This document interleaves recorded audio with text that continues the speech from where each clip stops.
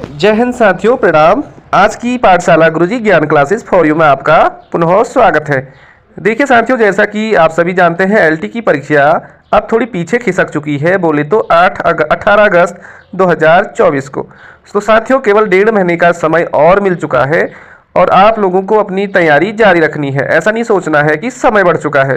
तो साथियों हमारी क्लासें आप लोगों के लिए लगातार आती रहेगी, बस आपको ज्ञान प्राप्त करते रहना है। साथियों जो क्वेश्चन का लेवल होगा वो कुछ क्वेश्चन आपको आएंगे और कुछ आपको नहीं आएंगे। तो साथियों शुरुआत करते हैं आज वन लाइनर क्वेश्चनों से। तो पहला क्वेश्चन है साथियों यहाँ पे, भारत में सृजनात्मक परीक्षण की रचना किसने की? तो किसने की? भारत में सृजनात्मक परीक्षण की रचना किसने की? तो दोस्तों ये सृजनात्मक वाला शब्द बहुत बार सुनाई देता है, पढ़ने को मिलता है। तो ये दिया बांकर मेहंदी ने। बांकर मेहंदी इसका राइट आंसर है। अगला है, बुद्धि परीक्षण में सबसे अधिक उपयोग किस परीक्षण का होता है? साथियों जो बुद्धि परीक्षण है सबसे ज्यादा प्रयोग या उपयोग होने वाला जो बुद्धि परीक्षण है वो कौन सा है? तो शाब्दिक हो जाएगा। शाब्दिक इसका राइट आंसर है। बढ़ते अगले पॉइंट पे कि मनोविज्ञान की प्रथम प्रयोगशाला किसने स्थापित की है? तो साथियों मनोविज्ञान की जो प्रथम प्रयोगशाला है वो विलियम वुंट ने स्थापित की। अगला क्वेश्चन है, बीएफ स्किनर किस प्रकार के मनोवैज्ञानिक हैं?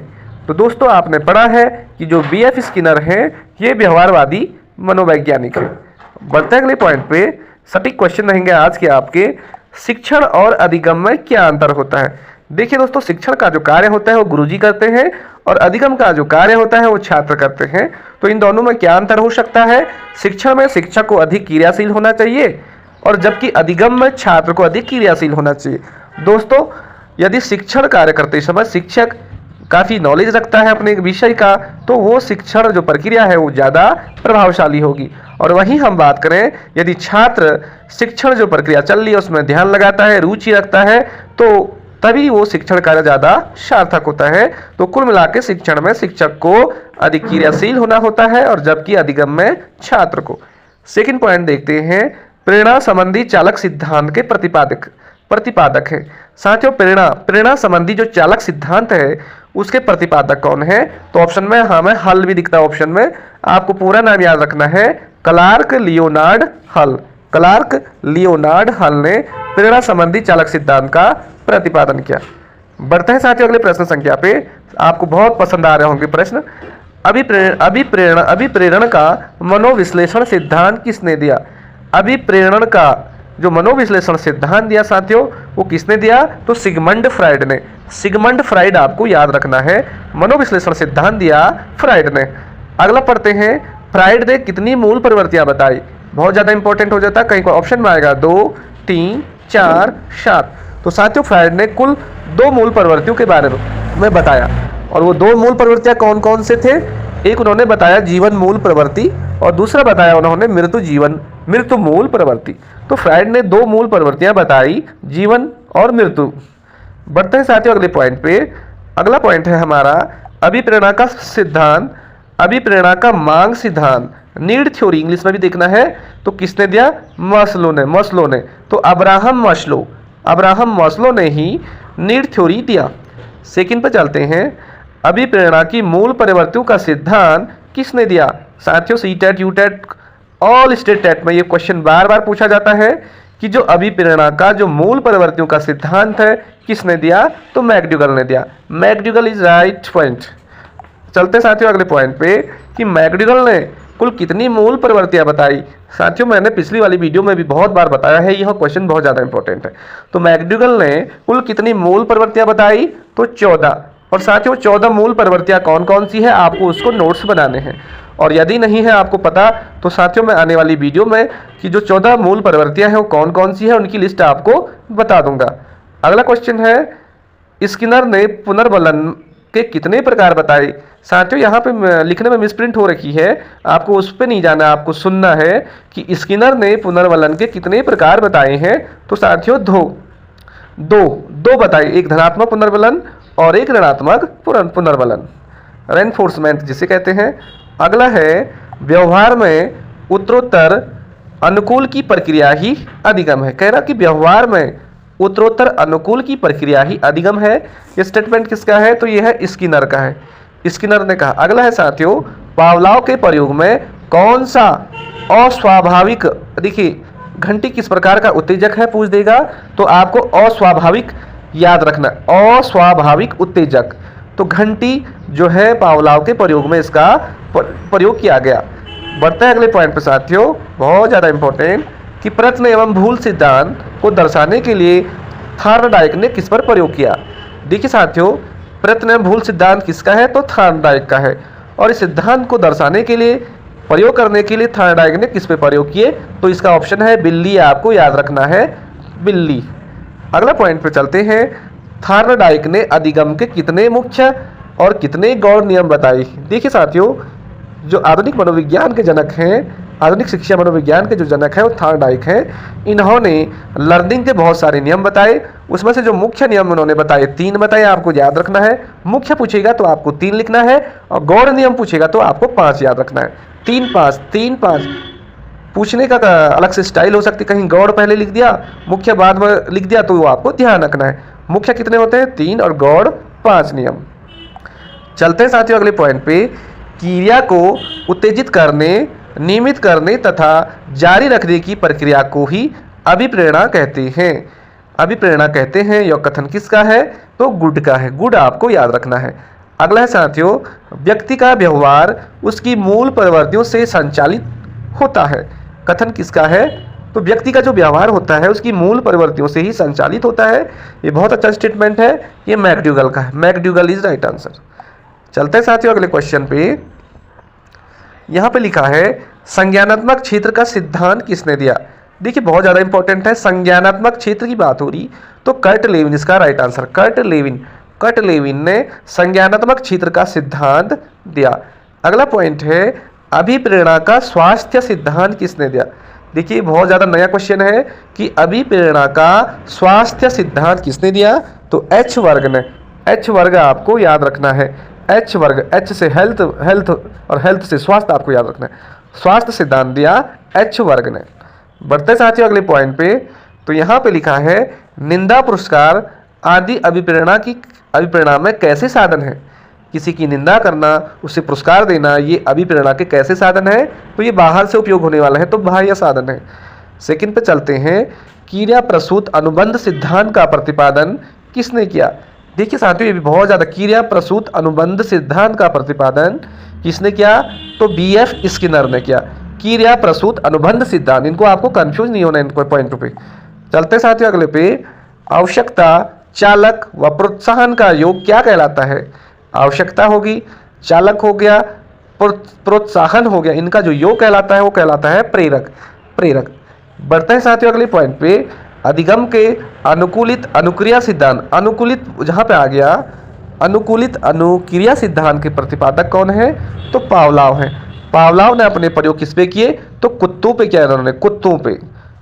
अगला है साथियों, परंपरागत अनुबंध सिद्धांत का प्रतिपादन किसने किया। अनुबंध, परंपरागत जो अनुबंध सिद्धांत का प्रतिपादन किया वो पावलोव ने किया। पावलोव आपको याद रखना है।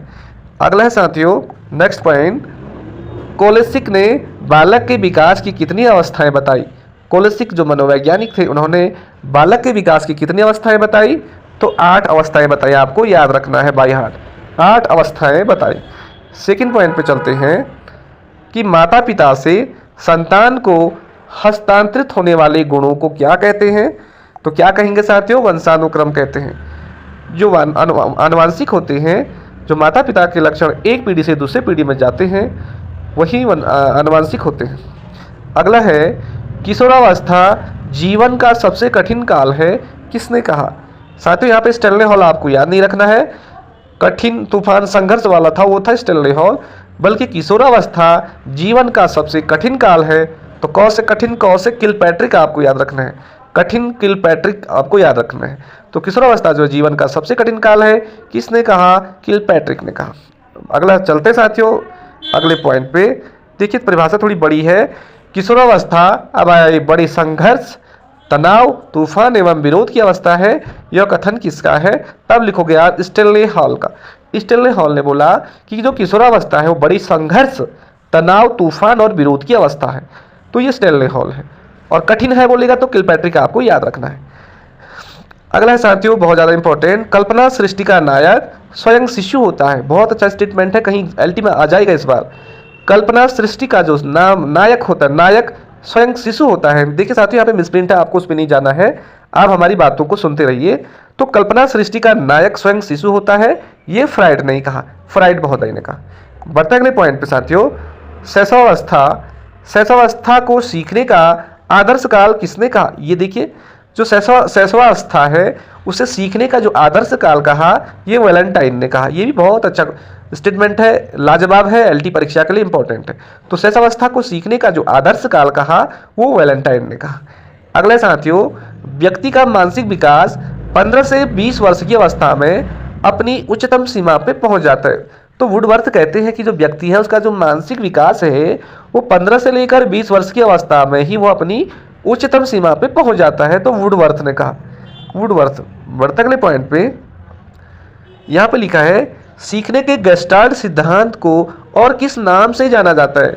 देखिए साथियों बहुत ज़्यादा इंपॉर्टेंट है, सीखने के गेस्टाल्ट सिद्धांत को किस किस नाम से जाना जाता है? तो अंतर्दृष्टि अधिगम सिद्धांत, सूझ का सिद्धांत। अंतर्दृष्टि अधिगम सिद्धांत हो गया और सूझ का सिद्धांत, इन दोनों को गेस्टाल्ट सिद्धांत के नाम से भी जाना जाता है।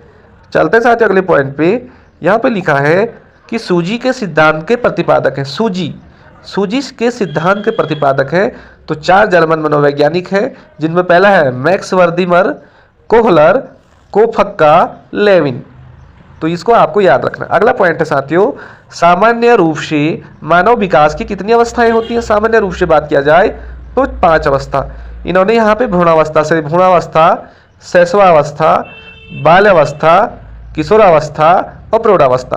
तो सामान्य रूप से मानव विकास की कितनी अवस्थाएं होती है? 5 अवस्थाएं। बढ़ते अगले पॉइंट पे साथियों कि बाल्यावस्था को मिथ्या परिपक्वता का काल किसने कहा?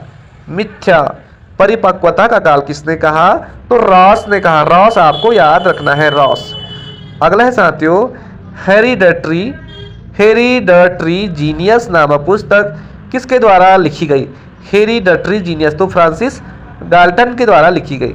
फ्रांसिस गाल्टन इसका राइट आंसर है। चलते हैं अगले क्वेश्चन पे। यहाँ पे लिखा है कि यहाँ पे लिखा साथियों, अपेक्षित अधिगम स्तर की संकल्पना किस राष्ट्रीय शिक्षा नीति में की गई? देखिए जो अपेक्षित अधिगम स्तर की जो संकल्पना है वो राष्ट्रीय शिक्षा नीति 1986 पर की गई। साथियों अभी जो नई शिक्षा नीति आई है वो 34 सालों बाद आई है 2020 में, और उसे 29 जुलाई 2020 को केंद्र ने उसे मंजूरी दी है। अगला क्वेश्चन है, बुनियादी शिक्षा के जनक कौन है? तो ये तो आसान क्वेश्चन है कि जो बुनियादी शिक्षा है वो महात्मा गांधी की देन है। चलते साथियों अगले क्वेश्चन पे। ये भी बहुत ज़्यादा इंपॉर्टेंट हो जाता है कि पर्सनालिटी शब्द की उत्पत्ति किस शब्द से हुई? तो पर्सोना लैटिन भाषा के, पर्सोना शब्द से हुई, लैटिन भाषा, व्यक्तित्व से लैटिन। अगला है, पर्सोना शब्द का क्या अर्थ होता है? तो साथियों बाहरी नकाब या वेशभूषा, बाहरी नकाब या वेशभूषा। अगला है टाट या TAT परीक्षण क्या है? तो ये क्या है दोस्तों? एक व्यक्तित्व मापन की एक विधि है। ये व्यक्तित्व मापन की एक विधि है। और टैट में कुल कितने कार्ड होते हैं? तो यहाँ पे लिखा है 31। टोटल कितने कार्ड होते हैं? 31।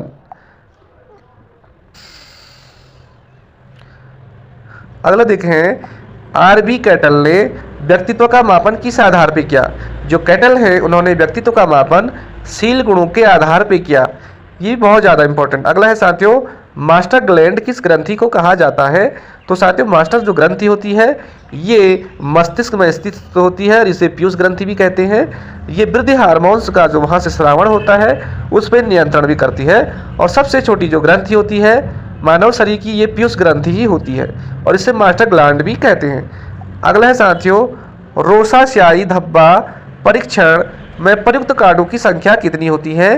तो 10 इसका राइट आंसर हो जाएगा। अगला साथियों, किसके अनुसार व्यक्तित्व जन्मजात और अर्जित प्रवृत्तियों का योग है? व्यक्तित्व जन्मजात भी है और अर्जित प्रवृत्तियों का योग है, तो ये वेलेंटाइन ने कहा। अगला है साथियों, मूल्यों के आधार पर व्यक्तित्व का वर्गीकरण किसने किया? स्प्रेगर ने। स्प्रेगर ने। देखिए बहुत ज़्यादा इंपॉर्टेंट है कि मूल्यों के आधार पे व्यक्तित्व का वर्गीकरण करने वाले मनोवैज्ञानिक कौन है? तो स्प्रेगर है। साथियों एक बार और बता देता हूँ मैं आपको, वीडियो को 2-3 बार जरूर सुने, चाहे आप स्पीड बढ़ा के सुनिए तो आपको याद हो जाएगा। और जो चीज़ें आपको याद नहीं होती है उसे आप कॉपी में नोट कर लें, क्योंकि जिस दिन आप परीक्षा देने जाओगे एक झटका आप देख के भी जाओगे तो आपके माइंड में ये सारी चीज़ें रहेगी। तो जून गए। अच्छा अगला चलते हैं।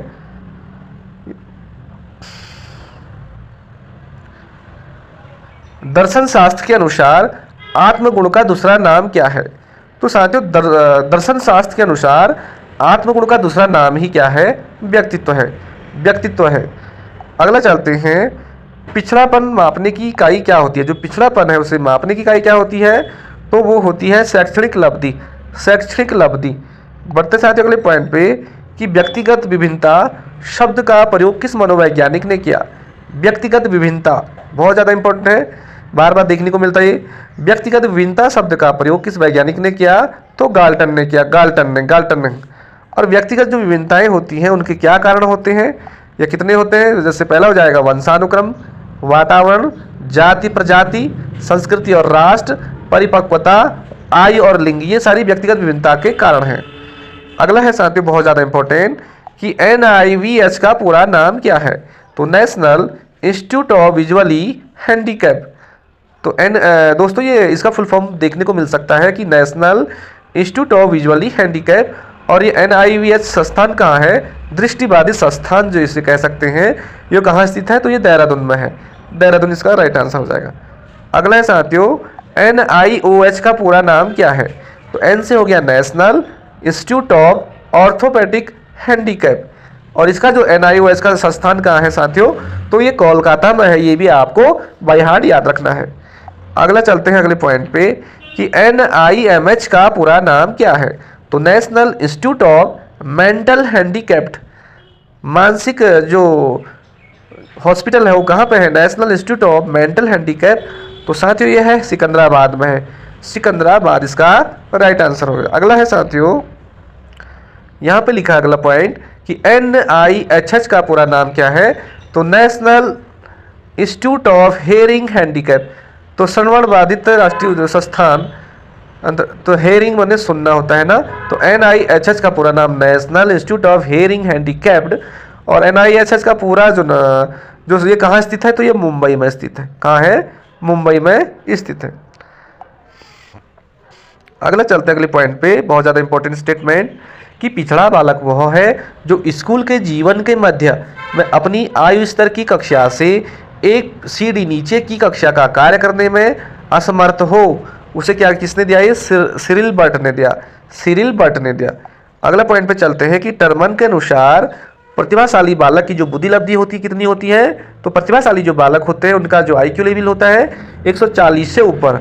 नेक्स्ट पॉइंट देखते हैं छात्रों को कैसे विषय देने चाहिए? रुचि एवं योग्यता के अनुसार छात्रों को विषय देना चाहिए। अगला एक फुल फॉर्म है साथियों इंपॉर्टेंट कि AAMR का पूरा नाम क्या है? तो American Association of mentally retarded. और AAMD का अर्थ क्या होता है? American Association of mentally deficiency. ये भी बहुत ज़्यादा इंपॉर्टेंट। अगला चलते साथियों, और ये टेस्ट अमेरिका में ही किए गए आर्मी अल्फा बुद्धि परीक्षण किस प्रकार का परीक्षण होता है? तो इसमें अल्फा और जो अल्फा परीक्षण जो होता है उसे क्या कहते हैं? शाब्दिक या सामूहिक परीक्षण। शाब्दिक या सामूहिक परीक्षण। अगला है बांकर मेहंदी का संबंध किससे है? तो हमने स्टार्टिंग में पढ़ा, इन्होंने सृजनात्मक परीक्षण के बारे में बताया। बांकर मेहंदी। अगला चलो साथियों, तो साथियों ये थे इंपॉर्टेंट क्वेश्चन और आई होप आपको एक वन लाइनर क्वेश्चन अच्छे लगे होंगे। इसी तरह की वीडियो पाने के लिए दोस्तों चैनल से जुड़िए और एक लाइक कमेंट जरूर कीजिए ताकि हम आपको और भी अच्छी वीडियो लेके आए। धन्यवाद, नमस्कार।